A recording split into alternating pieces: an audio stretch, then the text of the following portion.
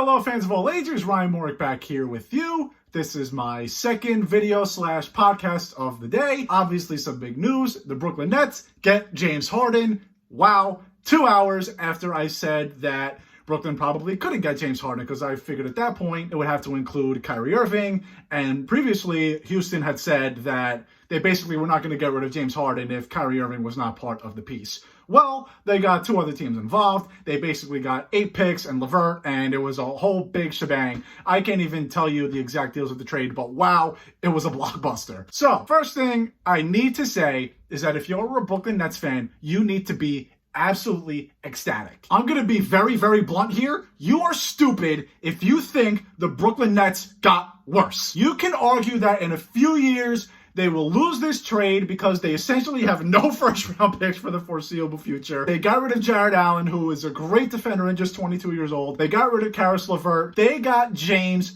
Harden, who is one of the top 10 best players in all of basketball. There is not another team in the NBA with 3 superstars. Tell me all you want about their egos and Kyrie Irving and James Harden being entitled and all this and all that. Sure, it's probably true. It is true with Kyrie Irving. James Harden, I have mixed feelings about, but no other team in the NBA has 3 of the best players in the league. Not even the defending champion Los Angeles Lakers. The Brooklyn Nets were already probably the favorites to win the East. They are far and away the favorites now. If the Brooklyn Nets don't make it to the finals, it is an automatic failure. Before this trade, you can argue that the Celtics were better and that the Raptors were better. Maybe even the Sixers were better and Milwaukee. Now it's not even a debate on who the best team in the East is. If you're going to sit here and say that the Brooklyn Nets got worse because of this trade, you are trying way too hard. And I understand that you're going to be upset by losing Karis LeVert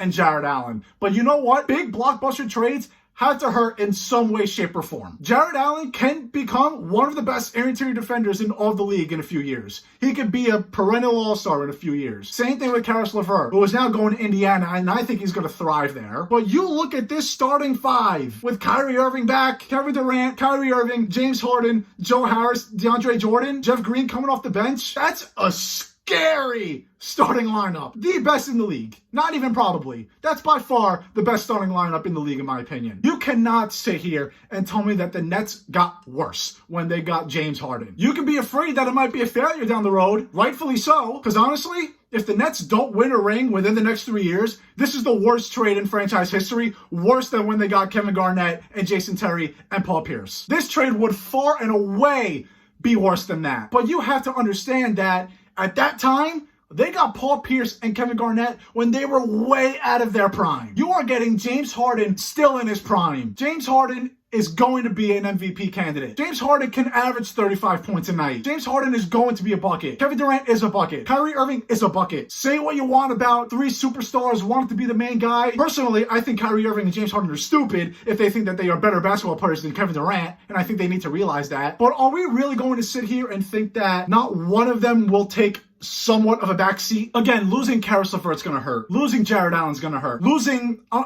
don't even know how many first-round picks it was. I'm still trying to comprehend this whole pick swap and whatever. I'm still trying to understand it. It's going to hurt because that is a big risk for the Nets down the road. And it's your prerogative. You can have the opinion that James Harden is a total cancer in any locker room that he walks into. I can appreciate that argument, especially what went down in Houston. He begged to get out of there. But I've been trying to lean on the side of the players more recently, and in some cases, I start to side with them a little bit more. Because sometimes you're in a situation that just cannot be resolved. And at this point, maybe that was the case with James Harden in Houston. But you cannot tell me that the Brooklyn Nets got worse. No team in the NBA has 3 superstars. We haven't seen this since the Warriors had Durant. And then they all dropped like flies. There's a reason why the Warriors won back-to-back rings. They had 3 superstars. They had Steph and Klay and KD. And this was when Steph Curry took the league by storm. Now, Steph Curry doesn't have the ego and the alpha male characteristic that James Harden and Kyrie Irving have. I think Steph Curry is a lot more humble, and I think that Steph Curry is more willing to take a step back.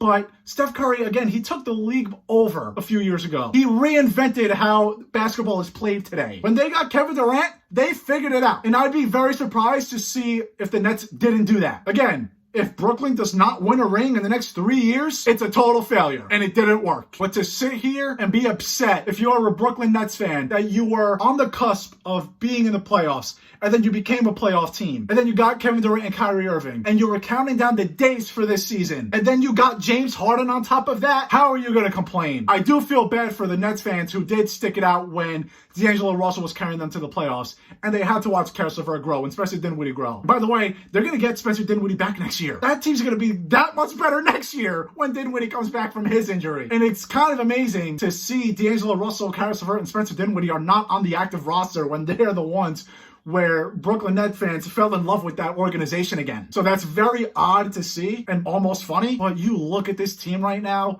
and they are just totally stacked. It's going to be very fun to watch. And in a few years, if they don't win a ring, we can sit back on this conversation. You guys can watch this video and laugh at me. Fine, I will gladly take it. But right now, the Brooklyn Nets on paper are the best team in the NBA, and they are by far and away the most exciting team in the league. And I cannot wait to watch this team at full strength. Brooklyn Nets fans, be excited. I know you're upset about LeVert. I know you're upset about Jared Allen. You have a right to be, but just remember what you got. You got one of the best players in the league without trading one of them. Appreciate you guys watching. See you guys next time.